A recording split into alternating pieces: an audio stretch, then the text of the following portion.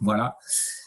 Donc, on va parler aujourd'hui à nouveau donc, de méthode numérique et d'une utilisation de ce qu'on a pu faire la fois précédente sur la simulation de variables aléatoires. On a vu comment on pouvait faire et on va voir à quoi ça peut servir. Alors, là, une des utilisations possibles, c'est ce qu'on appelle la méthode de Monte-Carlo. Et la méthode de Monte-Carlo, c'est de répéter plein de fois des expériences aléatoires pour pouvoir estimer, alors essentiellement à partir de moyennes. Donc on va répliquer de manière indépendante des expériences, de manière, avec des moyennes, à estimer des constantes, des objets qui seront en fait des espérances, puisqu'on va le voir et le revoir. La loi des grands nombres nous permet de dire que sous des conditions assez générales, la moyenne empirique va se rapprocher, lorsque n devient grand, de la moyenne théorique. Donc ça va être un peu l'idée sous-jacente. Mais pour ça, il va falloir simuler des variables. Et on ne va pas faire ce qu'on a dû faire la fois passée, des techniques un peu avec des modulos pour pouvoir simuler des variables, par exemple, entre 0 et 1 avec une forme de hasard et en plus indépendamment l'une de l'autre. On va utiliser directement les commandes de R. R, c'est faire ça. Et alors, en fait, c'est même d'ailleurs un logiciel qui est dédié aux stats, donc il est vraiment très adapté à ça. Et vous allez voir que vous pouvez, a priori, simuler n'importe quelle variable aléatoire appartenant suivant n'importe quelle loi connue, et même d'autres que vous ne connaissez pas encore.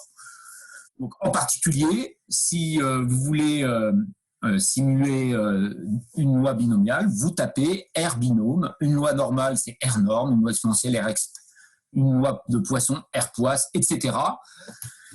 Et ce qu'il faut retenir, c'est que quand vous simulez un nombre qui est en fait une réalisation, ou plusieurs réalisations de variables aléatoires, l'initiale qui est devant, c'est un petit r.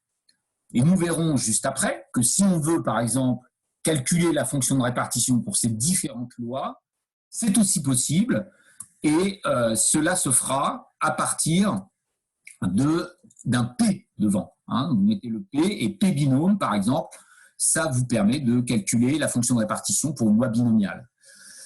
P norme pour une loi normale. Et puis, de la même manière, si vous mettez un D devant, ça vous calcule la densité. Alors, la densité, c'est un terme que vous reverrez en L3.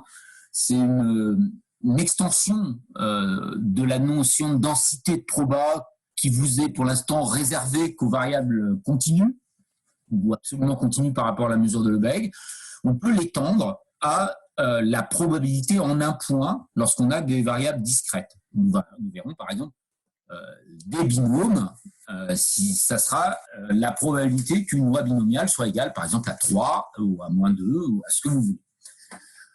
Et puis enfin, le dernier initial que vous pouvez mettre en termes de loi de probabilité, c'est un Q devant, et ça désigne les quantiles. Donc avec R, vous pouvez calculer tous les quantiles que vous désirez pour les différentes lois, à nouveau, celles que je mets là, mais d'autres également. Alors, juste une chose, dans le binomial, vous avez pu le voir peut-être, vous avez aussi la loi de Bernoulli, comme un cas particulier d'une binomiale. Alors, je vais maintenant aller sur R pour vous faire voir concrètement ce que ça donne. Alors,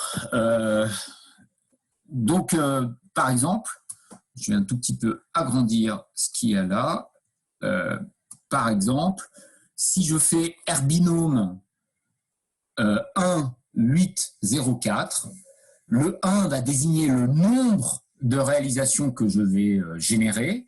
Le 8, ça va être le paramètre de la binomiale, et c'est un paramètre, ici, c'est une binomiale 8, 0, 4. Donc, une BNP avec n égale 8 et p égale 0,4. Donc, si jamais je simule ça, vous voyez, j'obtiens 1, je simule à nouveau, j'obtiens 2, 3, 5, voilà, 5, 5. Bon, on sait que ce qu'on va obtenir va être obtenu avec de l'indépendance à chaque génération, ou de la pseudo-indépendance. Tout comme c'est quasiment la bonne loi, c'est quasiment indépendant. Bon, à 10-16 près, vous n'êtes pas capable de voir la différence. OK, mais vous avez aussi la possibilité de simuler 100 variables d'un seul coup. Et donc, vous mettez dans vos paramètres, vous commencez par un 100 plutôt qu'un 1, et ça vous permet d'en simuler 100 d'un coup. Et vous voyez qu'elles sont simulées, il n'y a pas vraiment de lien entre elles, elles sont données de manière indépendante. Vous avez comme ça 100 variables, 100 réalisations de variables binomiales de paramètres 8, 0, 4. Donc, bon, ça, on voit qu'en moyenne, c'est 3,2. L'espérance, en tout cas, l'espérance, c'est d'une BNP-CNP, donc là, ça serait 8 fois 0,4. Donc, on n'est pas surpris qu'il y ait beaucoup de 3, beaucoup de 4, qu'on soit plutôt autour de ça. Voilà. Alors, vous pouvez essayer, vous pouvez en simuler 1000, vous verrez que c'est immédiat.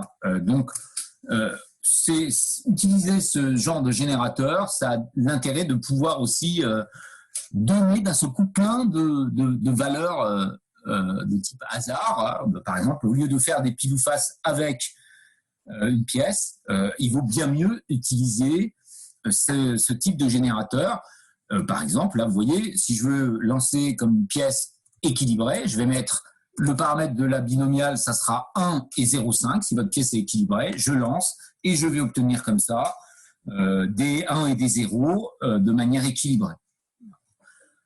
Bon, alors, vous pouvez aussi simuler des lois normales, c'est ce que j'évoquais.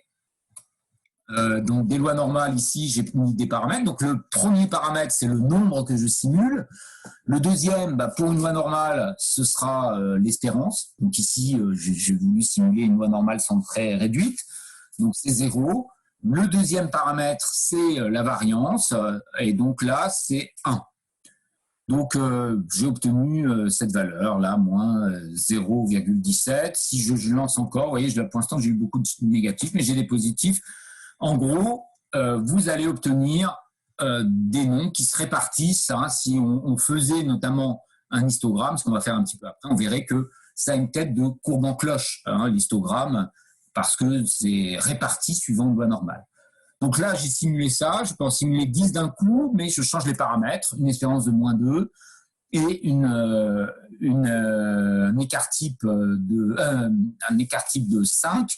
Voilà, donc 10 moins 2, 5. Et vous avez comme ça 10 nombres qui ont a priori aucun lien les uns les autres, qui sont simulés indépendamment et qui fluctuent suivant la loi évoquée. OK. On peut faire ça avec des lois exponentielles. Donc là, paramètre 3, on sait que paramètre 3, l'espérance, c'est un tiers. Donc, on a des nombres qui ne devraient pas trop éloigner d'un tiers. C'est un peu le cas. Pour une loi uniforme, que je n'avais pas mise initialement, on fait pareil. On en simule 5 ici. Les paramètres sont... c'est une uniforme sur AB. Donc, moins 4, moins 1. Donc, ça me fait A égale moins 4 et B égale moins 1. Donc, je vais avoir que des nombres entre moins 4 et moins 1, choisis de manière uniforme. Et c'est ce que j'obtiens là. Enfin, je peux simuler une loi de Poisson. Là, j'ai choisi d'en simuler beaucoup. Alors, j'ai pris le max parce que dans mon cours, j'avais regardé un peu le max. Mais je reviens juste à de la simulation. J'en simule 1000. Une loi de Poisson, on sait qu'en espérance, c'est le paramètre. Le paramètre, il vaut 5. Donc, en gros, la moyenne des données, là, devrait être autour de 5. C'est à peu près le cas, mais vous avez des fluctuations. Et là, telles qu'on les voit, vous avez des 11, des 10, des 12. Est-ce que ça peut aller plus haut? A priori, ça prend ses valeurs dans N. Et donc, je peux m'amuser à regarder effectivement le max de ça. Et si j'en simule toujours 1000 avec ce paramètre, le max vaut 5. Pour cet exemplaire-là, il vaut 15, il vaut 14, etc. 12, vous voyez. Alors, vous pourriez dire, on ne peut pas faire plus que 15, mais il suffit que je relance encore une fois et je risque de tomber sur 16 un jour en simulant. Alors, vous avez un autre moyen pour aller plus vite. Vous n'en prenez pas 1000, mais vous en prenez 10 000 ou 100 000 et vous allez voir que si j'en... Ah, mince, mal joué. Si j'en prends 100 000, il m'a trouvé 18 comme max. Hein. Donc, on ne peut pas dire qu'on va limiter une noix de poisson à, par exemple, à 20 pour celle-là. Non, a priori, ça peut prendre ces valeurs dans la haine. Si vous simulez plein de fois, vous pouvez très bien tomber sur 23 ou de hasard, hein, avec une telle loi. Bon, j'avais parlé de P devant qui désigne une fonction de répartition. Eh bien, regardons ça. Pour P binôme, là, j'ai mis les paramètres de la binomiale qui valent 4 et 0,6. Je regarde la fonction de répartition en moins 1. Comme on peut s'y attendre, en moins 1, il n'y a pas encore eu une seule valeur prise par une binomiale, puisque les valeurs sont toutes entre 0 et 4, vu que j'ai pris comme paramètre 4 comme premier paramètre de la binomiale. Donc évidemment, en moins 1, cette binomiale, elle a une fonction de répartition qui vaut 0. Je peux aussi chercher en moins 2,7 et ce sera ça, aussi 0. Par contre, si je fais 0,7, la fonction de répartition, ça va nous donner la proba d'être en 0, finalement, la fonction de répartition. Et la proba d'être en 0, elle pourrait se calculer. C'est pour une binomiale, on sait que c'est CNP, P puissance, là ce serait P puissance 0, et puis 1 moins P puissance N moins N. Bon, alors N moins 0, pardon. Donc ça ferait en fait 0,6 puissance, dans le cas présent, ça ferait 0,6 puissance 4. Est-ce que je tombe sur ce qui est proposé? Ah, pas vraiment. Qu'est-ce qui s'est passé? Où est-ce que j'ai fait un bug?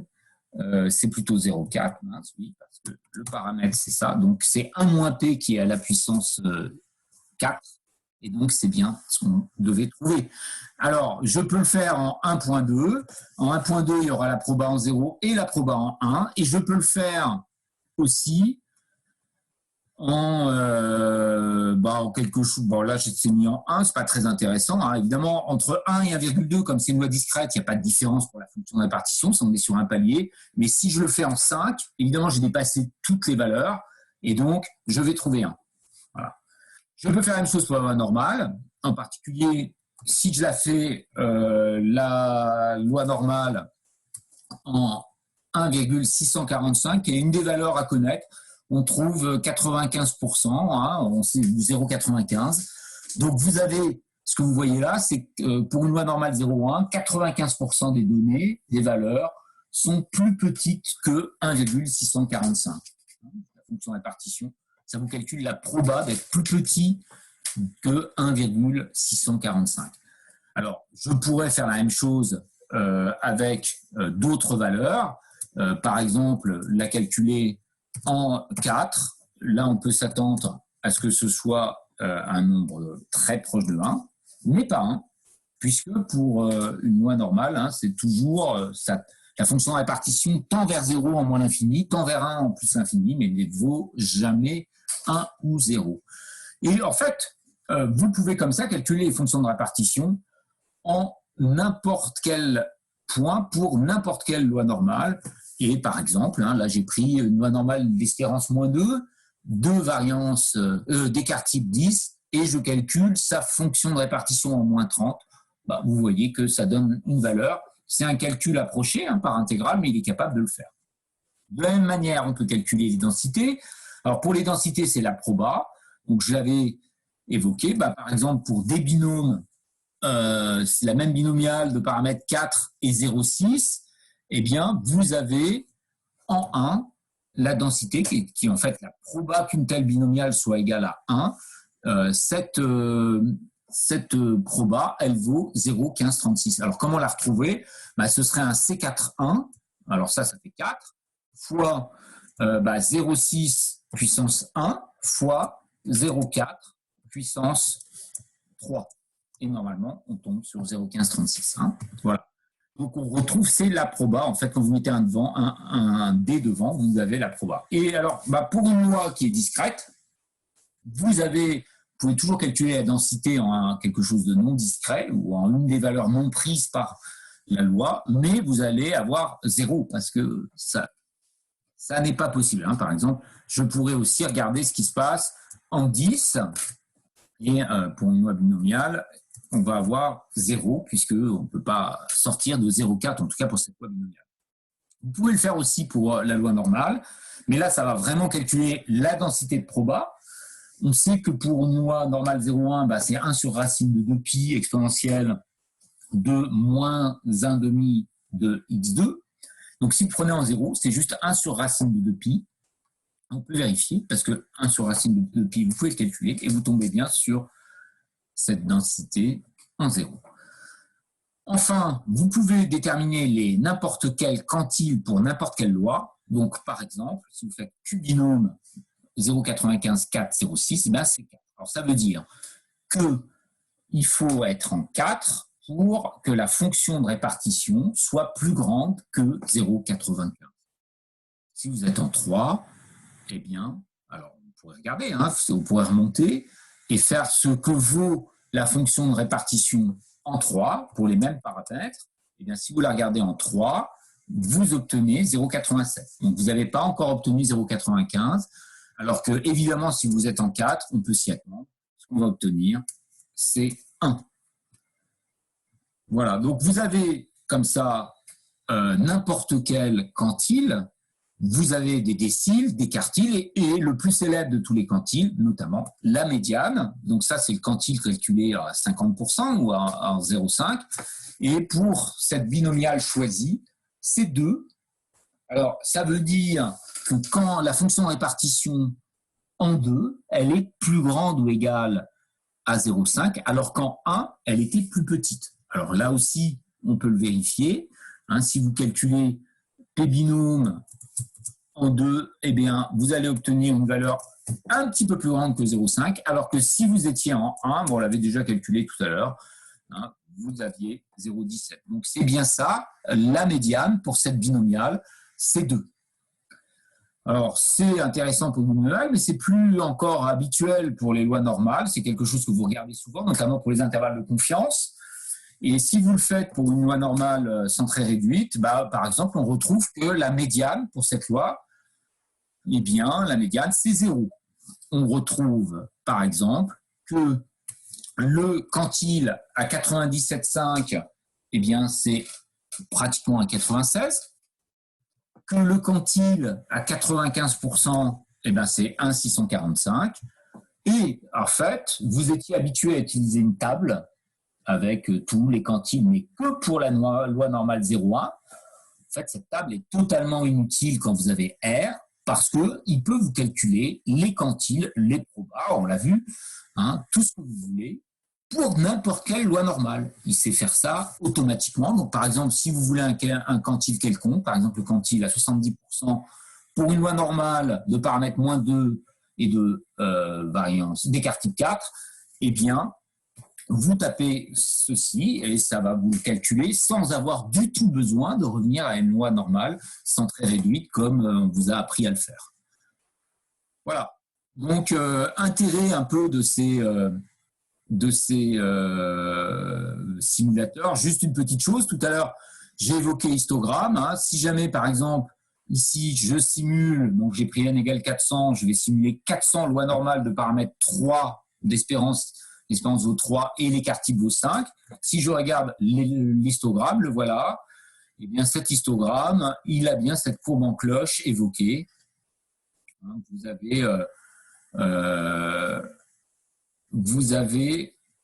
là un histogramme qui va être, alors si on le regardait d'un peu plus près, il va être centré, en fait, il serait centré autour de 3 avec un écart type de 5. C'est pour ça qu'il est un peu étendu, mais il a bien une tête de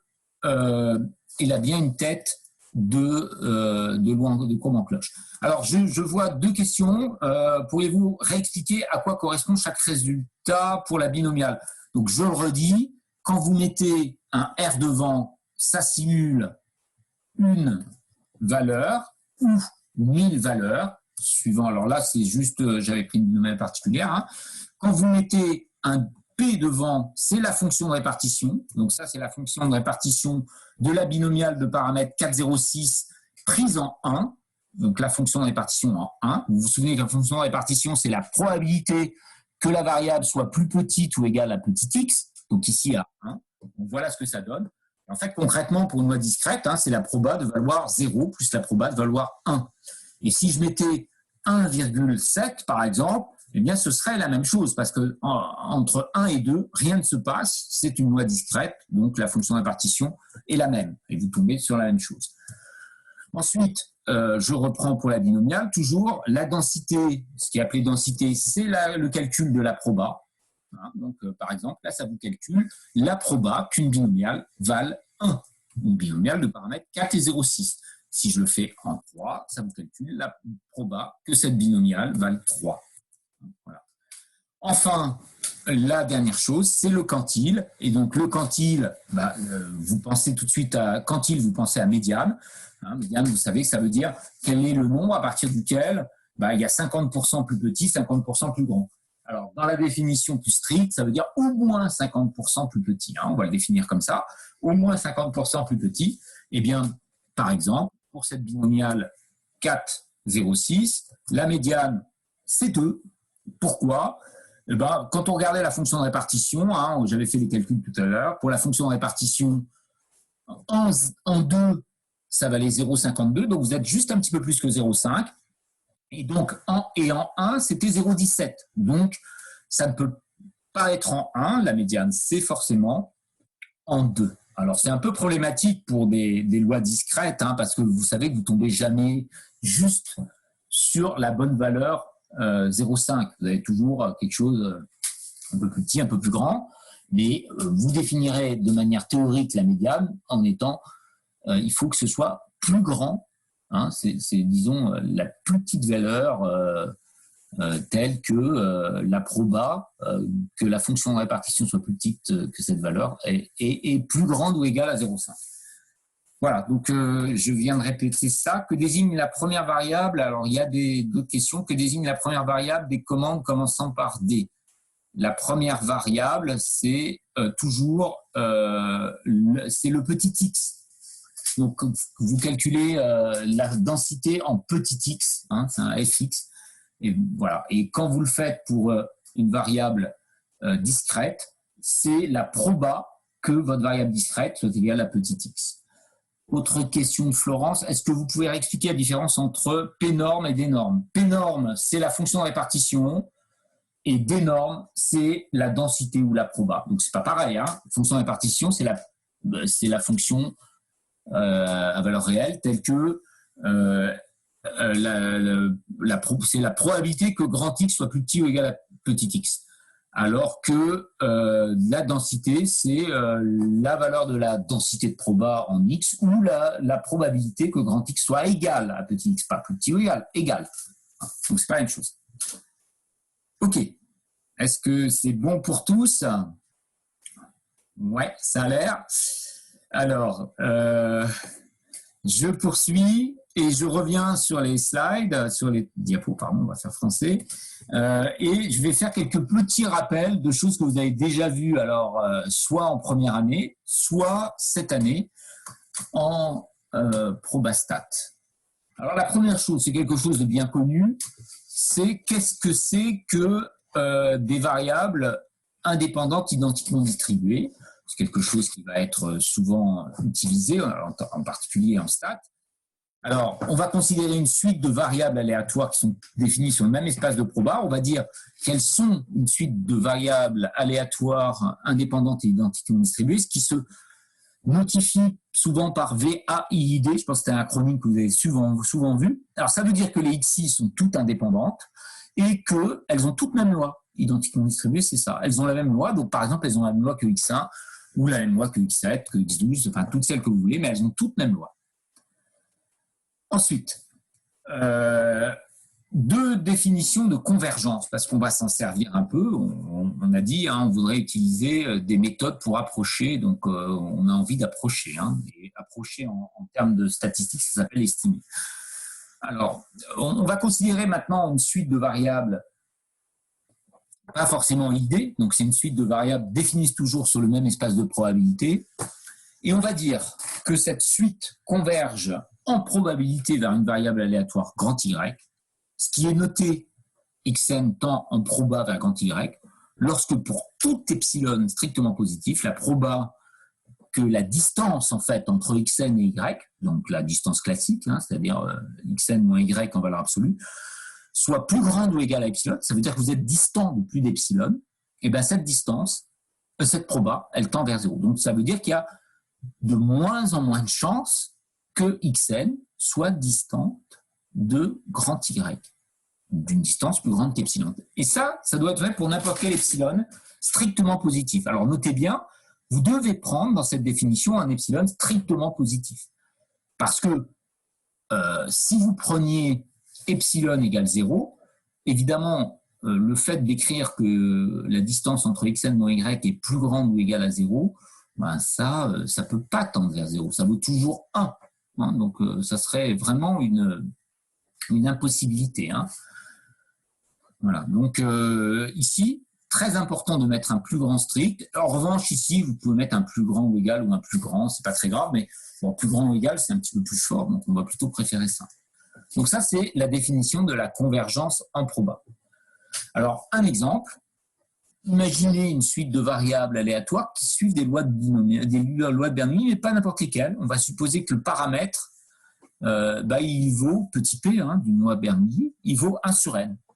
Donc chaque xn a une loi différente. Hein. Ce n'est pas des variables qui sont IID. Elles sont en tout cas, elles ne sont pas identiquement distribuées puisque chaque Bernoulli a un paramètre qui change. Eh bien, si vous regardez cette suite, on peut voir facilement qu'elle tend en proba vers 0. Alors, pourquoi ? Eh bien, si je reprends une xn qui est binomiale, ça prend comme valeur que 0 ou 1.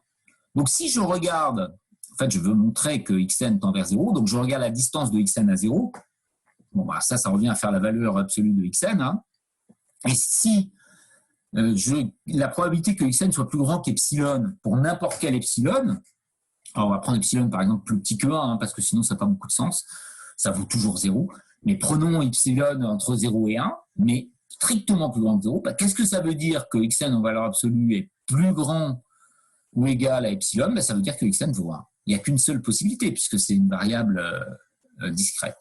Or, quelle est la probabilité que ça vaut 1? Bah, ça vaut 1 sur n. Et 1 sur n, ça tend bien vers 0. Donc on a bien montré comme ça que cette suite tend vers 0 en proba. Je poursuis. Outre convergence, une convergence qui en fait est un petit peu plus délicate. C'est celle de la convergence en loi. Alors, telle qu'elle, la convergence en loi, on considère toujours une suite de variables qui sont définies sur le même espace de proba. Et puis, on va dire que xn converge en proba vers y, vers la loi de y, on peut mettre les deux, hein. Donc c'est notifié xn tend en loi vers y lorsque la fonction de répartition de xn tend vers la fonction de répartition de y. En gros, c'est ça. Hein. Sauf que ça doit être vrai en presque tous les points. Il peut y avoir quelques points où ça n'est pas vrai, les points notamment où f de y n'est pas continu. Ça peut ne pas être vrai pour ces points-là. Sinon, pour tous les autres points, c'est vrai. Voilà. Donc vous avez une convergence ponctuelle des fonctions de répartition, enfin presque ponctuelle, hein, pour presque tous les points. Alors c'est une définition qui n'est pas forcément simple, parce que les fonctions de répartition, ce n'est pas toujours aisé à manipuler. Un corollaire à ceci, pour les lois discrètes, en fait, si jamais vos xn prennent leur valeur dans un ensemble de valeurs xj, disons, hein, qui peut être discret, fini ou dénombrable, eh bien, il suffit de montrer que la probabilité que xn soit égal à xj pour tous les xj, ça tend vers une certaine proba, pj, qui dépend plus de n, hein, et cette proba, ça sera la proba que grand y soit égal à xj. Donc voilà, pour une convergence en loi d'une variable discrète, il suffit de montrer qu'il y a convergence des probas de xn, hein, lorsque n tend vers l'infini. Donc c'est assez facile en fait. Hein. Et puis, pour une variable continue, qui a pour densité de proba fi, alors chaque xi a une densité de proba fi, ce n'est pas forcément la même, il suffira de montrer que, pareillement, la densité de proba de chaque xi, hein, donc, mais lorsque i tend vers l'infini ou n tend vers l'infini, ça tend vers la densité de proba de y en presque tous les points de R. Voilà. Donc, deux caractérisations qui sont plus faciles à manipuler souvent que celles sur les fonctions de répartition. Vous verrez en L3 une autre caractérisation par ce qu'on appelle la fonction caractéristique. Et un exemple de ça, par exemple, si vous prenez des lois normales de paramètres, alors le premier paramètre d'une loi normale, on se rappelle que c'est l'espérance. Là, j'ai choisi 10 sur racine de n. Et puis, une variance ou un écart type qui vaut 1, si vous prenez la limite de ça, ça va tendre vers une loi normale 0,1. Alors, pourquoi? Parce que si vous regardez, là on va le faire avec les densités, la densité, vous avez pour celle-ci, eh bien, c'est la densité 1 sur racine de 2pi, et puis il y a exponentielle de moins, eh bien c'est x moins 10 sur racine de n au carré sur 2. Eh bien, lorsque n tend vers l'infini, le 10 sur racine de n tend vers 0. Donc, il ne vous reste plus que l'exponentielle de moins x2 sur 2. Et c'est bien la densité d'une loi normale centrée réduite. Bon, là, il faudrait écrire un petit peu les choses pour que ce soit plus visible, plus palpable, mais c'est bien ça. Alors, ce qu'il faut comprendre pour une convergence en loi, et ça fait une grande différence, c'est qu'à moins que ça ne tende vers une constante, à moins que votre variable grand Y soit une constante, une convergence en loi, ça continue d'osciller. Sauf que ça oscille, donc ça veut dire que vos xn, ils vont osciller, même à l'infini, mais ils vont osciller suivant une certaine loi, qui est la loi de y. Voilà. Et ceci est facilement visible avec le logiciel. Alors, on va faire une démonstration. Donc, regardons. Je prends le premier exemple. Le premier exemple, c'était celui de loi binomiale, Bernoulli, plus précisément, de paramètres 1 sur n. Donc, ce que je fais, j'ai pris n égale 400 là, et je simule exactement ce que j'ai évoqué, c'est-à-dire des variables aléatoires qui suivent une loi binomiale, Bernoulli, de paramètres 1 sur j. Et je fais varier j de 1 à n. Donc, je vais comme ça avoir un échantillon. Alors là, quand même, il y a un a priori qui n'était pas forcément mis dans mon exercice, mon exemple, c'est que je vais les simuler de manière indépendante les unes des autres. Ça, c'était même pas évoqué dans l'exercice. Elles pouvaient très bien ne pas être indépendantes les unes des autres.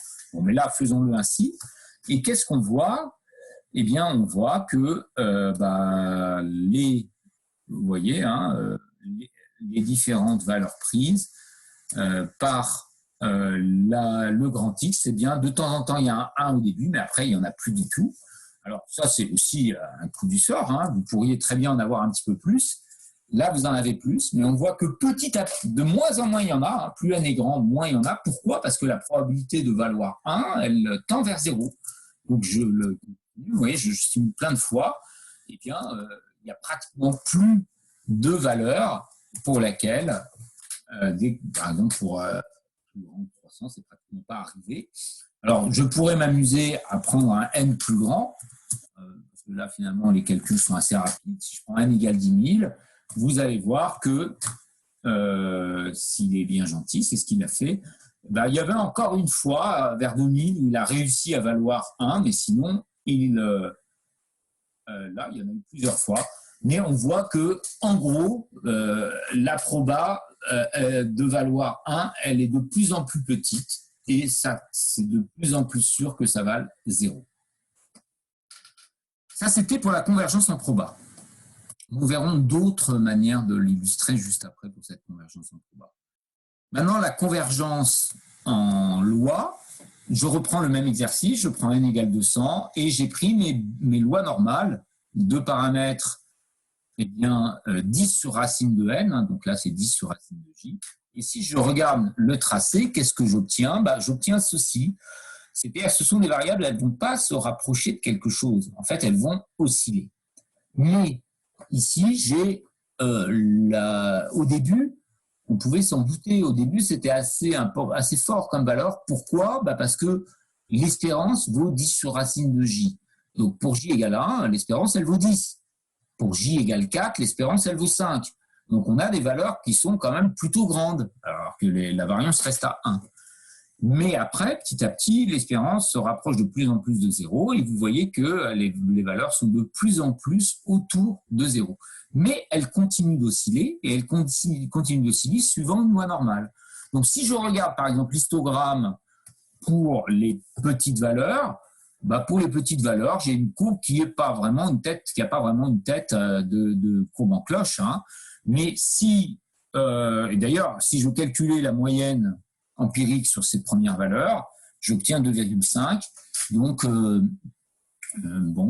c'est pas du tout la loi limite. La loi limite, c'était, a priori, c'était 0, la loi limite de l'espérance. Enfin, l'espérance limite, c'est 0.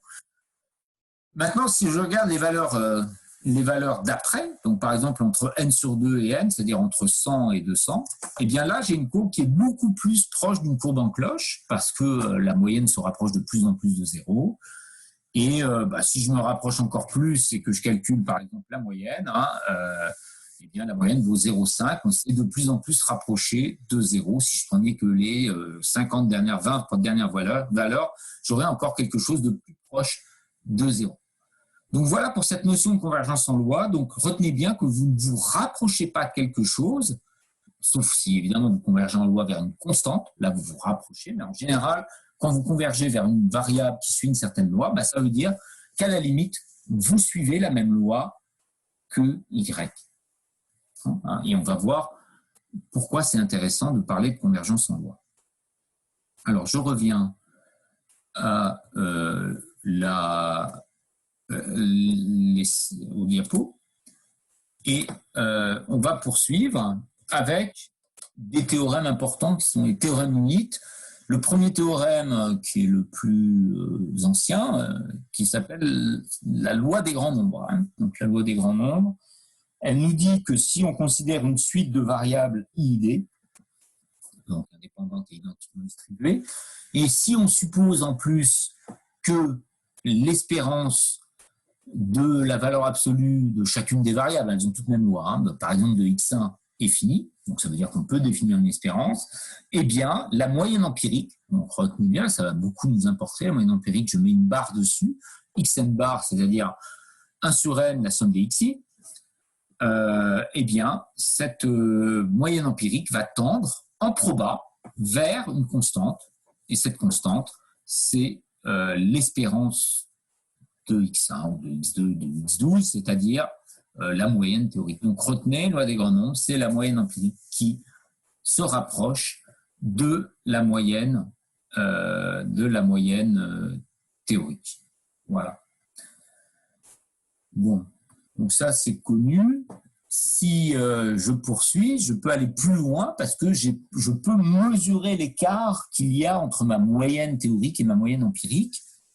Et cet écart donne lieu à ce qu'on appelle le théorème de la limite centrale. Et ça reprend les mêmes hypothèses, que les variables sont indépendantes et identiquement distribuées.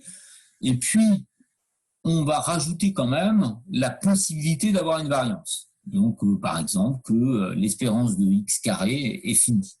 Ça équivaut au fait d'avoir une variance. Et bien, dans ce cas-là, vous avez la distance, alors, du moins l'écart algébrique entre la moyenne empirique et la moyenne théorique, fois racine de n, ça tend vers une loi normale, mais ça tend en loi. Ça tend en loi vers une loi normale. Ça veut dire que si vous prenez les racines de n, xn bar, moins l'espérance, eh bien ça oscille à l'infini. Mais ça oscille suivant une loi normale de paramètre 0 et de variance, la variance de x1. Voilà. Donc, en particulier, le cas le plus célèbre de loi des grands nombres et de théorème de la limite centrale, c'est pour des Bernoulli de paramètres P, et par exemple les petites faces, mais par exemple aussi des sondages que vous faites pour un vote, pour A ou pour B, par exemple. Eh bien, vous montrez que dans ce cas-là, la moyenne empirique, elle tend vers l'espérance. Or, l'espérance d'une Bernoulli de paramètre P, c'est P. Donc, vous avez xn bar qui tend en proba vers P. Et vous avez un peu plus, puisque vous avez l'écart entre xn bar et p, racine fois racine de n, et bien ça tend vers une loi normale de paramètres d'espérance 0, mais de variance P1-P, qui en fait est la variance d'une Bernoulli de paramètres. Bon. Donc ça, c'est intéressant. Et en fait, ça peut être un tout petit peu complété. On va faire des illustrations numériques juste après. Ça peut être complété par un lemme qu'il faut connaître parce qu'il est très intéressant d'un point de vue empirique, d'un point de vue statistique. C'est le lemme de Slutsky. Alors, il y a un T en trop là. Le lemme de Slutsky, il vous dit quoi? Il vous dit que quand vous prenez deux suites de variables aléatoires définies sur le même espace de proba, et quand vous avez xn qui tend en proba vers une constante, donc une des deux suites tend vers une constante, mais la deuxième suite de variables aléatoires tend en loi vers y. Voilà, il y en a une qui tend en fait vers quelque chose de non trivial, non pathologique, et l'autre vers une constante. Eh bien, dans ce cas-là, quand vous regardez le couple, eh bien, le couple xn-yn, il tend en loi vers le couple CY. Alors, en couple, ce n'est pas forcément ce qui est le plus souvent connu pour le lemme de Slutsky, ce sont plutôt des conséquences de cette convergence du couple, des couples, qui sont que si vous faites le produit, xn fois yn, ça va tendre en loi vers CY. Et pareillement, xn plus yn va tendre en loi vers c plus y. Donc, ce sont deux conséquences très intéressantes. C'est-à-dire que quand vous avez deux suites de variables aléatoires, une qui tend vers une constante et l'autre qui tend vers ce qu'elle veut, et bien quand vous faites la somme, ça revient à faire en gros la loi de y plus une constante. Et si vous faites la multiplication, vous multipliez par une constante. Alors, ceci va nous intéresser sous la première forme, cette forme de multiplication, avec un autre théorème de la limite centrale, qui est intéressant parce que le précédent théorème de la limite centrale, je le remets sous vos yeux, il demandait que la variance de x1 soit connue, en fait. Pour pouvoir être utilisé, ce théorème de la limite centrale, il demande à ce qu'on connaisse la variance. Or, la variance, elle n'est pas plus connue en général que l'espérance. Donc, si vous voulez approcher l'espérance par la moyenne empirique, pour mesurer l'écart que vous avez à l'espérance, vous avez besoin d'avoir la variance, mais la variance, vous ne la connaissez pas. Donc, une idée va être de l'approcher. Alors, je m'arrête un instant. On me demande, Victor demande si une démonstration serait à notre portée. Alors, une démonstration, je pense, de ces deux théorèmes. Alors, la loi des grands nombres, ça pourrait être jouable. Le théorème de la limite centrale, ça sera fait en L3 avec les fonctions caractéristiques. Et encore, il y a des choses qui vont être sautées parce que ce n'est pas si simple. La bonne démonstration du théorème de la limite centrale date de 1940 par Paul Lévy. Celle de la loi des grands nombres sous la forme que je vous donne, c'est ce qu'on appelle la loi faible des grands nombres. C'est assez ancien, on pourrait dire Bernoulli avait donné des prémices, ensuite Laplace. Sous sa forme finalisée, ça sera plutôt donné par Kolmogorov, mais c'est une autre convergence que celle en proba, et ça date de 1940 aussi. C'est une convergence presque sûre. Bon, ça, vous verrez ça en L3. Pour le lemme de Slutsky, c'était un chercheur ukrainien du début du XXe, et donc pour bien le faire, non, il faut plutôt les fonctions caractéristiques. Donc là aussi, ça demande plutôt des outils qui seront faits en L3 ou en M1. Donc c'est un peu délicat, on pourrait faire que des sous-cas là. Donc une démonstration générale de ces résultats est un peu difficile à votre niveau, mais en revanche, ce sont des résultats qui sont compréhensibles. Donc c'est pour ça que je me permets de vous les donner. D'ailleurs, vous les avez déjà entreaperçus dès la terminale, alors que vous n'aviez pas vraiment les moyens de les démontrer. Bon, la loi des grands nombres, une nouvelle fois, vous pouvez le démontrer. Alors, ce deuxième théorème de la limite centrale, qui utilise le lemme de Slutsky, il va utiliser une approximation de la variance de x1 qui n'est pas connue. Et en fait, on va utiliser ce qu'on appelle la variance empirique, enfin une des deux écritures de la variance empirique. Et cette écriture, c'est de dire que la variance empirique, c'est 1 sur n, la somme des xi moins xn bar au carré. Donc, quelque chose qui est calculé à partir des données. Hein. Vous voyez, c'est une statistique, c'est-à-dire quelque chose qu'on peut calculer directement à partir des valeurs de x0, x1 jusqu'à xn. Eh bien, on peut montrer que sous les hypothèses précédentes, c'est-à-dire que si l'espérance de x carré est finie, on peut montrer que cette variance empirique tend vers sigma 2, c'est-à-dire la vraie variance. Donc ça se démontre et c'est une convergence en proba. Alors ça, ce serait accessible avec un petit peu de travail, hein, c'est accessible à votre niveau L2. C'est une utilisation bien pensée et du lemme de Slutsky et de la loi des grands nombres. Bon. Alors, si on a ça, quel est l'intérêt? C'est que dans mon théorème de la limite centrale, je vais pouvoir remplacer la variance qui est inconnue par son estimateur, qui est la variance empirique. Ce qui veut dire que là-dedans, je n'aurai plus qu'une seule chose inconnue, c'est l'espérance. Et donc, ce qu'on va obtenir, c'est que l'écart algébrique fois racine de n est divisé par la variance empirique, l'écart type empirique, entre la moyenne empirique et la moyenne théorique, ça tend en loi vers la loi normale 0,1. Donc ça, c'est lorsque n tend vers l'infini.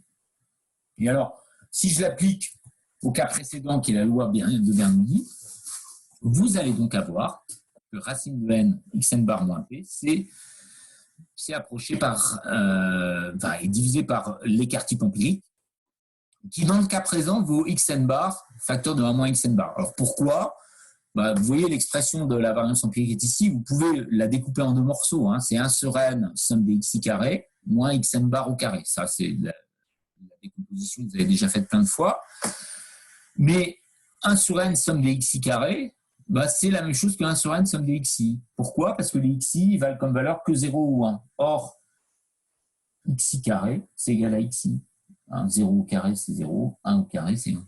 Donc, finalement, votre variance empirique, vous pouvez l'écrire comme 1 sur n somme des xi, c'est-à-dire xn bar, moins xn bar carré. Et ça, c'est quoi? C'est xn bar facteur de 1 moins xn bar. Ok, donc ça, c'est la valeur particulière dans le cas d'une Bernoulli de la variance empirique. Elle se simplifie beaucoup et s'écrit complètement à partir de la moyenne empirique. Alors, une petite pause pour aller vers le R Studio, et regarder un petit peu ce que ça donne. Alors, voyons. On va, pour commencer, regarder ce que donne quand vous simulez une binomiale. Hein. Alors, par une binomiale, ici une Bernoulli de paramètre 1p, j'ai pris p égale 0,6, et je calcule la moyenne sur 100 valeurs. Eh bien, la moyenne sur 100 valeurs, vous avez obtenu 0,6. Alors là, vous pourrez dire, c'est beaucoup de chance. Oui, c'est beaucoup de chance, parce que si je recommence, j'ai 0,65, je recommence 0,56, 0,63, 0,61, 62. Oui, en général, ce n'est pas 0,6, mais des valeurs autour de 0,6. Donc, voilà pour les simulations. Si je prenais un égal 1000, j'obtiens des choses un petit peu plus avec une décimale de plus. Et j'obtiens, alors je n'ai pas pris un égal 1000, je vais le prendre. Voilà, et j'obtiens 0,592, 0,561, 622, etc. La moyenne est proche de 0,6, 0,597. Oui. Bon. Alors, je peux faire quelque chose d'un peu plus précis. Je peux essayer de même calculer comment évolue xn bar quand n croît. Et là, je vais faire croître n entre 1 et 1000. Comment est-ce qu'elle évolue? Et puis, je peux faire un tracé de ça. Alors, allons-y. Si je fais ce tracé, j'obtiens que vous avez des oscillations un peu au début, mais plus n devient grand, plus vous vous rapprochez du trait rouge. Hein. Et le trait rouge, c'est quoi? C'est la valeur 0,6, c'est-à-dire la valeur de l'espérance. Hein. Vous avez bien la moyenne empirique qui se rapproche de l'espérance, qui vaut 0,6. Si je le relance une autre fois, vous n'allez pas du tout avoir le même tracé. Donc, allons-y encore une fois. Vous voyez, Là, cette fois-ci, vous avez été plutôt en dessus, plutôt en dessous. Voilà, tout dépend hein, des premières valeurs. La première valeur, ça peut être un 0, ça peut être un 1. Donc voilà, tout dépend. Hein. Vous avez différents tracés. Mais par contre, ce que l'on voit toujours, c'est que vous vous rapprochez de 0,6 lorsque n tend vers l'infini. Alors, je répète, le code, qu'est-ce qu'il fait ici donc, question de Violette. Hein, le code, eh bien, il trace petit à petit. Alors, je l'ai fait sous cette forme-là. Hein, vous allez créer un vecteur qui grandit petit à petit. Donc, vous avez x1, x2, x3, etc. dans le vecteur grand X. Hein, en fait, vous allez jusqu'à xj, et puis vous faites varier j de 1 à n. Et puis après, vous calculez la moyenne. Donc, en fait, vous êtes en train de calculer, vous êtes en train de regarder les xn bars lorsque vous faites varier n de 1 à 1000. Donc, ce qui est tracé là, c'est le tracé des moyennes empiriques qui évolue petit à petit quand vous rajoutez à chaque fois une nouvelle donnée. Vous rajoutez une nouvelle donnée indépendante qui suit une loi Bernoulli, paramètre P, et vous tracez comme ça l'évolution de la moyenne empirique. Voilà. Et on voit bien que par la loi des grands nombres, ça converge, hein, et ça converge vers l'espérance qui vaut 0,6. Alors, le code, hein, je le mettrai à disposition sur le site hein, pour que vous puissiez aussi refaire ces différentes simulations. Alors, on peut essayer d'exhiber aussi ce que fait la loi, le théorème de la limite centrale. Donc, cette fois-ci, au lieu de regarder juste la moyenne empirique, je regarde la statistique racine de J, la moyenne empirique moins P divisé par racine de P à moins P. Donc, la première version du théorème de la limite centrale. Et là, qu'est-ce que j'obtiens J'obtiens quelque chose qui bouge. Et même quand j'ai pris n égale 50 000, vous voyez, ça continue de bouger, ça oscille. Et ça oscille autour de 0. Hein. Ça oscille autour de 0, mais ça n'a pas l'air de converger. Alors, vous pouvez dire, c'est peut-être parce que ce n'était pas une bonne simulation. Je recommence et je relance ici le code jusqu'à 50 000. Et je vais avoir un nouveau tracé de l'évolution qui est différent. Cette fois-ci, on est plutôt proche de 0,5 à la fin. Si je relance, j'étais proche de 0,5. La fois suivante, je bouge un peu et je suis plutôt proche de moins 0,2. Je relance une nouvelle fois, une dernière fois, je vais voir que je vais avoir une trajectoire qui bouge et qui est, là, cette fois-ci, autour de un petit peu plus que 0, quoi, pas beaucoup plus. Voilà. Donc, vous avez comme ça une évolution et vous n'avez pas une convergence vers quelque chose. C'est pas vrai. Lorsque vous regardez ce qui se passe en 50 000, ça continue d'osciller. Et suivant les trajectoires, suivant le fait que je relance ou pas, j'oscille et je prends différentes valeurs. Alors, on peut faire la même chose, mais en regardant cette fois-ci juste les valeurs en 1000. Donc, au lieu de regarder l'évolution quand je fais croître racine de n, xn bar moins xn divisé par racine de p1 moins p, je peux juste regarder les différentes valeurs pour n égale 1000 de racine de n, donc racine de 1000, donc x 1000 bar moins p, qui vaut 0,6, divisé par racine de p1 moins p, qui dans le cas présent vaut 0,6 fois 0,4, hein, c'est racine de 0,24. Et je peux comme ça obtenir 1000 valeurs. 1000 valeurs prises par ces moyennes renormalisées, recentrées de loi de Bernoulli de paramètre P. Et si je regarde maintenant l'histogramme de ces valeurs, ce à quoi on peut s'attendre par le théorème de la limite centrale 1, c'est d'avoir un histogramme qui donnerait une loi normale 0,1. Eh bien, allons-y.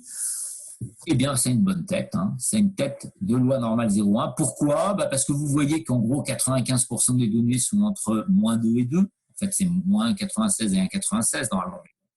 Là, on va admettre ça. Et vous voyez que ça fait bien cette tête de courbe en cloche. Hein. Entre moins 3 et 3, vous avez plus de 99% des données. Voilà, ça, c'est vraiment la tête de la courbe en cloche, centrée réduite, hein, pour l'histogramme. Dernière chose, je remplace la variance par la variance empirique. J'ai dit que cette variance empirique, c'était racine de xn bar facteur de 1 moins xn bar. Donc je remplace P, qui a priori est inconnu, par cette racine de P de xn bar fois 1 moins xn bar. Et je trace la même chose, c'est-à-dire l'histogramme. Voyons, est-ce que je vais obtenir un histogramme d'une loi normale 0,1? Eh bien, oui, c'est une bonne tête de loi normale 0,1. Et donc, on voit qu'il n'y a pas eu de différence à remplacer P par son approximation qui était xn bar. Voilà, donc ça, c'était pour des illustrations de ces différentes théorèmes limites. Maintenant, on va l'utiliser pour estimer la moyenne, donc faire un peu d'estimation. Donc, en particulier, si j'appelle petit m l'espérance de x1, ou l'espérance de x4, on a dit qu'elles ont toutes la même loi, donc toute la même espérance, ce que l'on peut dire, c'est qu'xn bar, la moyenne empirique, va nous permettre d'estimer, d'approcher en fait, d'approcher m avec à une certaine distance, c'est-à-dire avec une certaine confiance. Et en fait, découle du théorème de la limite centrale la propriété suivante. C'est juste une conséquence assez immédiate. Si vous prenez des variables ID définies sur le même espace de proba et qui ont une variance, qui émettent une variance, ou un moment d'ordre 2, alors, si vous prenez n'importe quel alpha entre 0 et 1, et que vous dites que Q de P, c'est le quantile d'une loi normale 0,1 d'ordre P.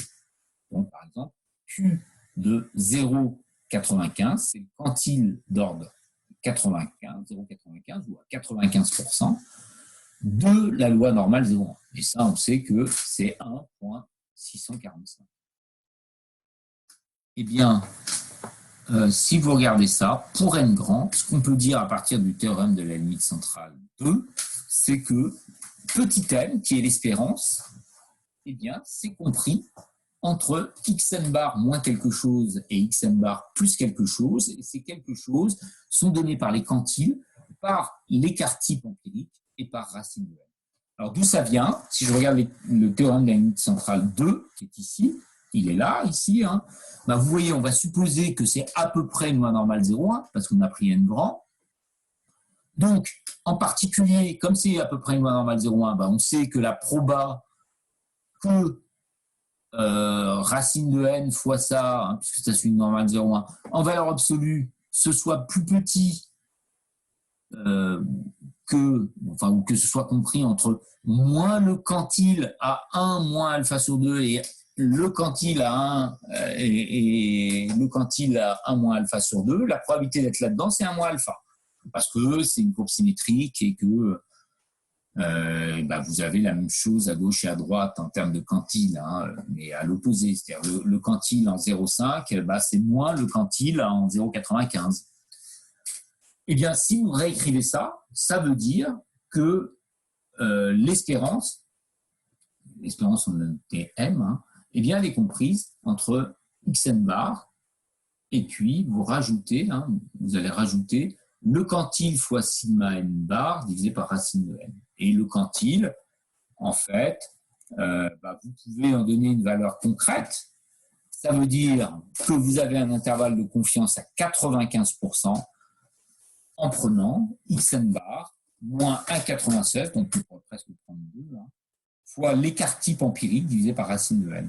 Et puis de l'autre côté, xn bar plus 1,96 fois sigma n bar sur racine de n.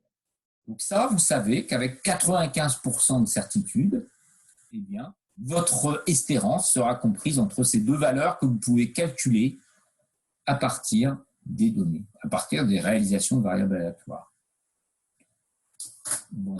Alors, si on voulait un intervalle de confiance à 90%, on remplacerait ce quantile-là, qui est le quantile à 97,5, on remplacerait par le quantile à 95, et le quantile à 95, c'est 1,64,5, donc vous en remplaceriez le 1,96 par 1,75,5. Donc, vous auriez un intervalle un peu plus resserré, mais vous avez moins de chances. C'est normal. Hein. Si vous voulez pas être sûr de ne pas vous tromper, vous devez écarter un petit peu les bornes de votre intervalle de confiance. Si vous le vouliez à 99%, vous remplaceriez le 1,96 en gros par un 3. Donc vous seriez sûr à cette fois-ci à 99%. Bon, alors si on remplace ici bêtement une application, c'est que dans le cas des lois Bernoulli, paramètre P, vous avez exactement l'intervalle de confiance à 95% sur P. Alors M ici vaut P, hein. Là j'ai des CM, en fait c'est P que vous avez ici. Et donc vous avez exactement un intervalle de confiance qui est donné par les moyennes empiriques. Et ça, c'est en fait vous l'utilisez, vous l'entendez un peu, c'est ce que donne la fourchette quand vous faites un sondage, par exemple pour une élection. Si vous dites qu'il y a 52% pour un bonhomme et une bonne femme et puis 48% pour l'autre, eh bien, en fait, c'est pas exactement 52. L'intervalle de confiance que vous allez avoir, c'est plutôt 52 moins 1,96, c'est-à-dire à peu près 2, racine de xn bar, facteur de 1 moins xn bar, donc ça, c'est à peu près, la racine de ça, c'est à peu près 0,5, hein, parce que xn bar est proche de 0,5. Donc, x2, c'est en gros à peu près 1, le numérateur, c'est à peu près 1, puis vous divisez par racine de n. Alors, si vous interrogez 1000 personnes, vous voyez qu'il faudrait enlever 1/30. Donc, sur une proba, ça veut dire que vous avez une proba à 3% près. Donc, en fait, ce que vous dites quand vous avez un sondage, c'est que vous avez peut-être trouvé 52%, mais ça veut dire que vous avez 95% que le pourcentage de votants pour ce candidat ou cette candidate sera entre 49 et 55%. Voilà. Donc, vous ne pourriez pas dire à partir de ça qu'il est sûr que votre candidat va gagner l'élection, hein, parce que ça peut très bien être 49%. Bon, on a presque fini. Et on va utiliser ce qui vient d'être fait pour calculer, approcher des intégrales qui parfois ne sont pas calculables d'un point de vue explicite. Alors, on avait vu des méthodes pour faire ça, des méthodes déterministes, hein, par exemple la méthode des rectangles, des trapèzes de Simpson. Il y en a, on va avoir une méthode aléatoire. Donc, prenons une intégrale sur AB d'une fonction g qui est donnée, hein, dt. Donc, on veut calculer ça. Et par exemple, on pourrait se dire qu'on n'est pas capable de la calculer explicitement, ou alors que la valeur qu'elle représente est intéressante. Je saute un peu, hein, sur l'exemple que nous verrons. On va prendre l'intégrale i qui vaut 4 fois l'intégrale sur 0,1 de racine de 1 moins t2. Et ça, pourquoi ça va nous intéresser ? Parce que si vous la calculez, notamment avec un changement de variable en cosinus θ, vous montrez que cette intégrale, elle vaut pi. Hein. Donc la fonction g ici, c'est 4 racines de 1 moins t2. Donc vous l'avez fixée. Et bon, là, on a pu la calculer grâce à un changement de variable. On pourrait tenter aussi de faire des intégrations par partie, mais ce ne serait pas évident. Vous allez maintenant, on revient là, eh bien, en fait, cette intégrale, c'est d'une certaine manière une espérance. Quand vous multipliez par b-a, cette intégrale, si vous la multipliez par b-a, vous allez à l'intérieur de l'intégrale divisé par b-a. Hein. Si vous mettez un b-a devant, vous divisez par b-a. Or, 1 sur b-a entre a et b, c'est la densité d'une loi uniforme sur AB. Donc, en fait, cette intégrale, i, c'est l'espérance de x1, où x1 suit une loi uniforme sur AB. D'accord ? Donc, alors, je redis, hein, il faut faire attention à ces b-a. Hein. Donc, si je prends une loi uniforme sur AB, quand je prends b-a, l'intégrale sur AB de G de T, donc b-a de I, eh bien, c'est l'espérance de cette loi X1. Donc, ça veut dire, une espérance, on sait l'approcher, Si je prends maintenant une moyenne empirique des G de xi, la moyenne empirique des G de xi fois B moins A, ça va m'approcher grand I, ça va m'approcher de cette espérance par la loi des grands nombres et le théorème de la limite centrale. Et alors, plus concrètement, si je prends donc une fonction G, c'est moi qui la fixe, qui est continue par morceau sur AB, donc elle peut par exemple exploser en A ou en B, elle peut partir à l'infini. Et puis, je suppose par contre que son intégrale de sa valeur absolue est finie, que l'intégrale de G carré est finie aussi. Donc si j'ai toutes ces hypothèses-là, et que je prends des xi qui suivent, qui sont en forme d'une suite de variables aléatoires indépendantes identiquement distribuées de même loi uniforme sur AB, alors je reprends exactement ce qui a été fait avant. Là, quand on prend un alpha entre 0, n'importe quel alpha entre 0 et 1, que je note Q de P, le quantile du nom normal 0,1 d'ordre P, et pour n grand, vous avez la proba que votre intégrale grand I soit comprise entre IN chapeau moins quelque chose et IN chapeau plus quelque chose, et ces quelque chose sont complètement calculés à partir de l'échantillon, c'est-à-dire que vous allez voir que vous allez calculer l'espérance, la variance empirique. Donc la variance empirique ici, si j'adapte la définition, j'obtiens ça. Et le IN chapeau, c'est B-A, on l'avait dit, c'est B-A fois la moyenne empirique des G de xi. Et la moyenne empirique des G de xi, c'est 1 sur n, G de x1 plus G de x2 plus G de xn. Donc vous avez donné comme ça un intervalle de confiance d'ordre 1 moins alpha pour la valeur de grand I. Et la valeur de grand I, par exemple, revenons sur notre exemple, la valeur de grand I, c'est par exemple pi ici. Donc ça veut dire que vous allez, en simulant des variables aléatoires, qui sont uniformes sur AB, vous allez pouvoir approcher pi. Donc voilà, un moyen stochastique d'approcher pi.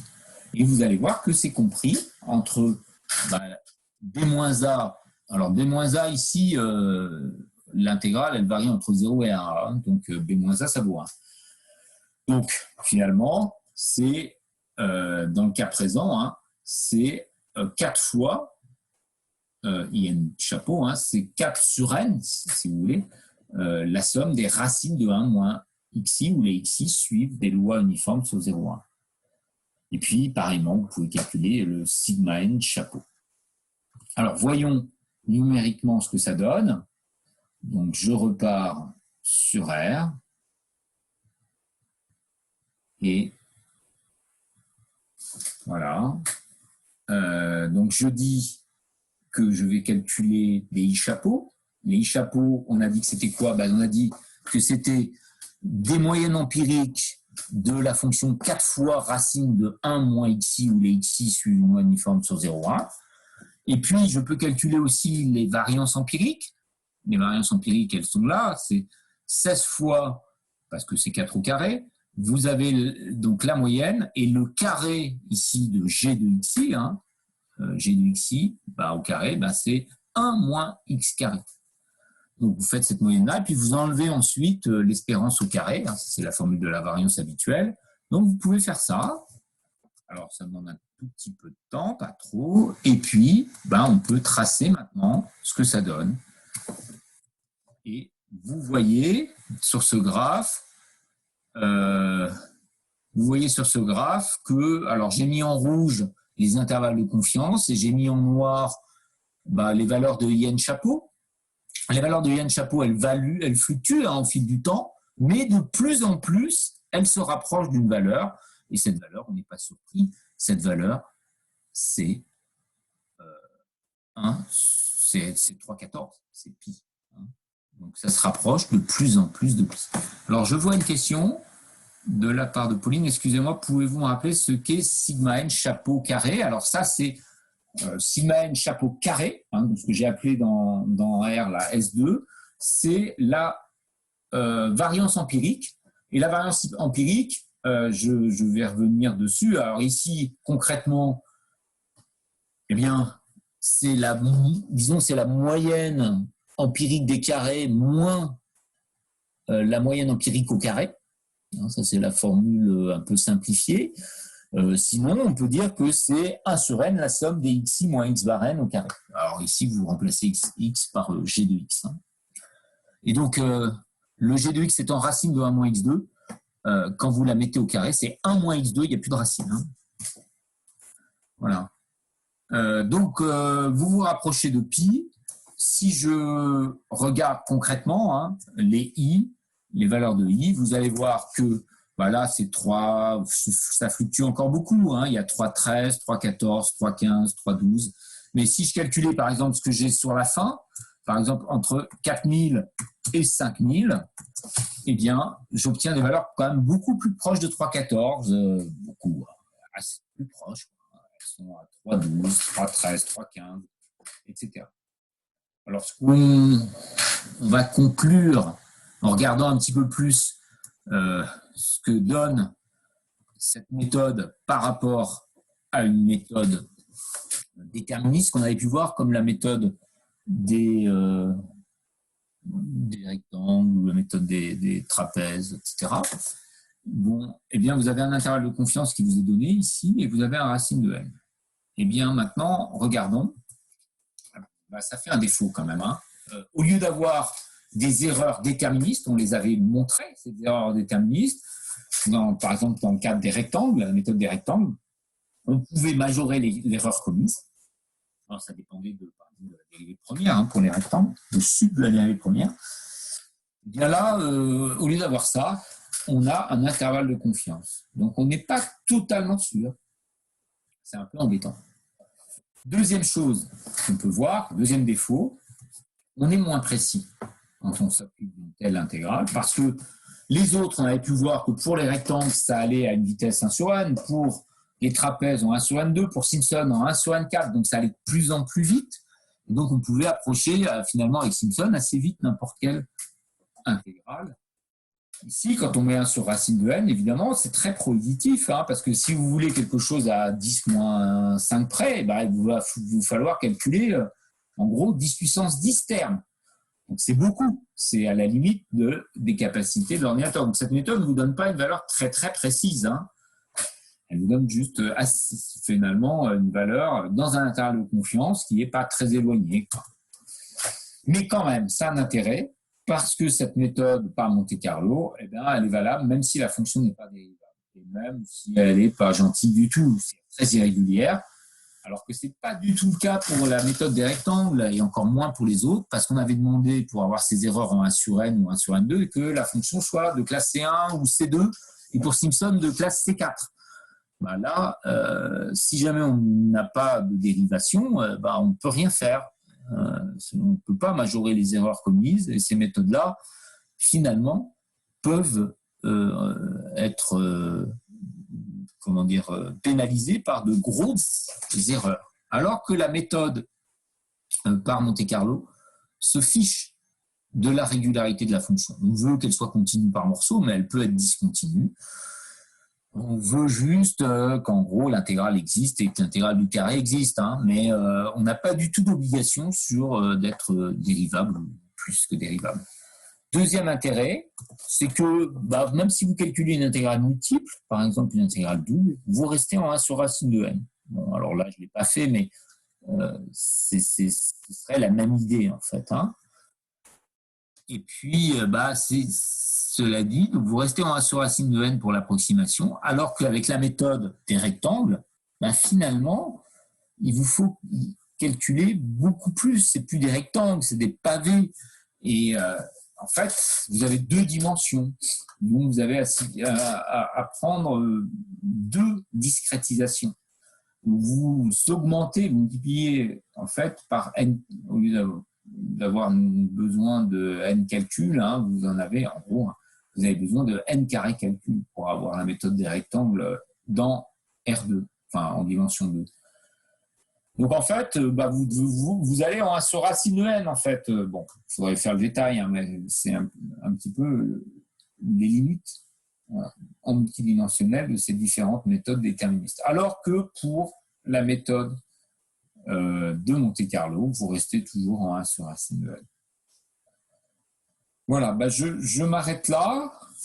Je vous laisse un tout petit peu là du temps si vous avez des questions. Alors, j'ai une question de la part de Zoé.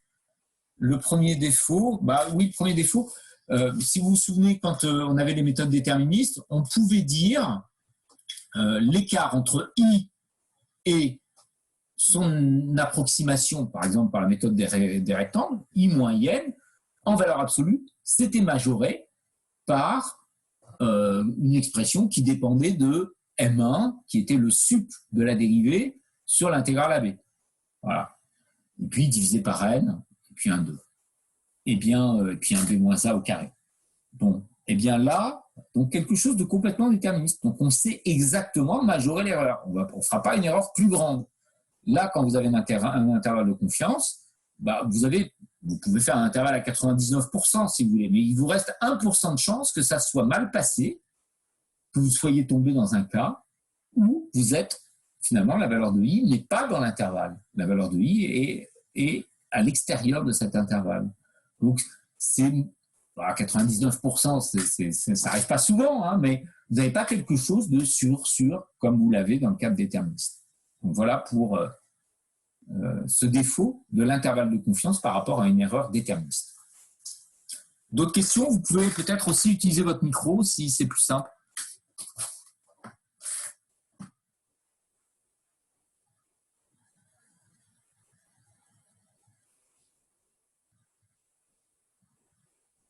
Alors, j'ai su que quand même, je suis quand même beaucoup en avance dans mon cours par rapport à ce que là vous en êtes en TP.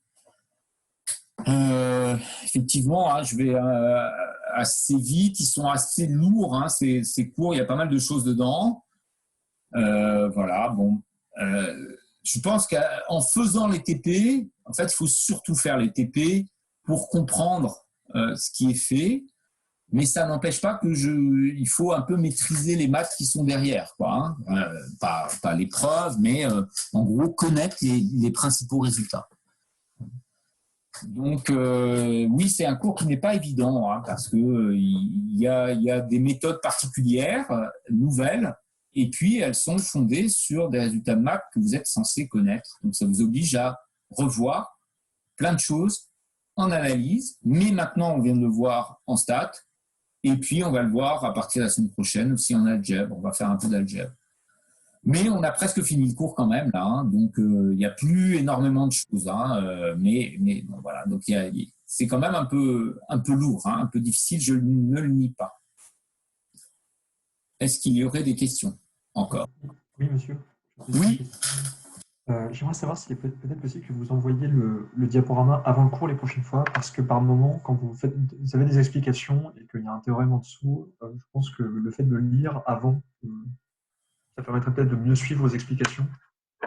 Parce que, par exemple, là, pour la méthode de Monte-Carlo, quand vous expliquiez la méthode, ça peut vous sembler un peu abstrait. Enfin, je ne fais pas tout, donc voilà, c'était juste une question. Bien sûr. Alors, c'est vrai qu'en plus, là, il y a des choses vraiment nouvelles. Donc, c'est pas évident en maths quand on a des choses nouvelles de les comprendre tout de suite. Alors j'ai mis la vidéo quand même, elle est déjà la vidéo du cours, je l'avais déjà mise, donc vous pouviez aussi suivre si vous vouliez à partir de la vidéo sous YouTube. Je mettrai peut-être celle-là pour remplacer ou en plus. Mais effectivement, c'est la première fois là. C'est vrai que j'ai malheureusement pas mis les slides ce matin bêtement, alors que je le fais à chaque fois. Et comme j'ai eu cours juste avant de vous avoir voilà, j'ai pas eu le temps de le faire, mais je vais le faire de suite. Voilà, et les fois prochaines, je n'oublierai pas de remettre les diapos sur le site avant. Du coup, j'ai une autre dernière question. Sigma n chapeau carré, là, c'est la variance empirique de IN chapeau. Alors, c'est la variance.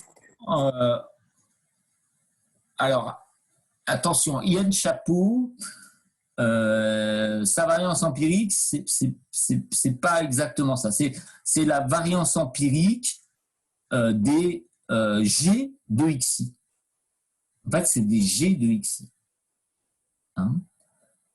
Donc, quand on faisait, je reviens sur les slides, quand on faisait le début, quand j'ai parlé de variance empirique, Je suis revenu trop loin.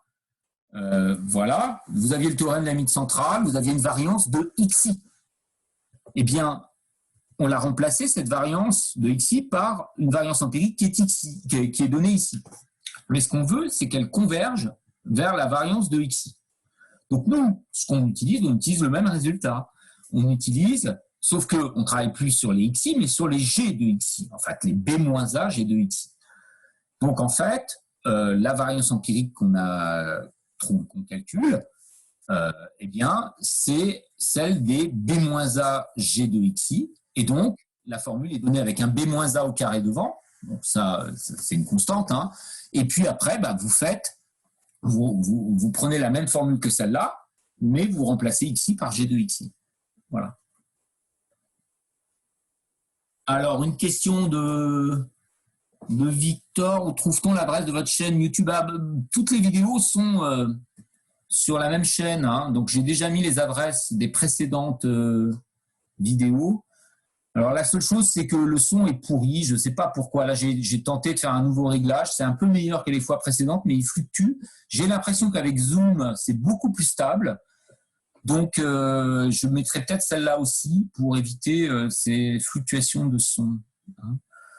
Voilà. Donc, pour trouver l'adresse, bah, vous regardez sur le site, sur mon site là que j'ai dédié au cours, et vous trouverez toutes les vidéos, les adresses de toutes les vidéos. Celle d'aujourd'hui, je n'ai pas mis l'adresse précise, je vais la mettre de suite, mais elle est sur la même chaîne. Ah bah voilà, merci Florence, plus rapide que moi. D'autres questions? Alors, je crois, j'ai eu des comptes rendus. Hein, il y a des chargés de TD avec qui ça se passe très bien, d'autres avec qui ça passe tout à fait convenablement. Et puis, je crois malheureusement qu'il y en a un avec qui il ne se passe pas grand-chose. Il devrait faire une session demain de réponse aux questions pendant 3 heures. Hein, j'espère que ça compensera. Ouais, c'est ça, TD4, ouais. Et puis, je crois que TD2, TD3 aussi. Donc, bon, j'espère qu'il sera plus présent. Alors, c'est pas simple. Hein. Ah, d'accord, vous avez reçu le mail, c'est bien. Donc, voilà, j'espère qu'il va rattraper. Il ne faut pas hésiter. Hein, vous m'envoyez des messages et vous pouvez peut-être switcher sur ce qu'ont fait d'autres chargés de TD hein, qui ont commencé bien plus tôt à être présents et à vous faire des corrections des différents TP, mais elles sont déjà quand même bien présentes et bien faites sur le site. Plus de questions? Bon, bah écoutez, merci à vous hein, d'avoir été présent une nouvelle fois. C'est pas évident, mais j'espère que ça a pu vous servir et ben, je vous retrouve la semaine prochaine. Allez, bonne semaine.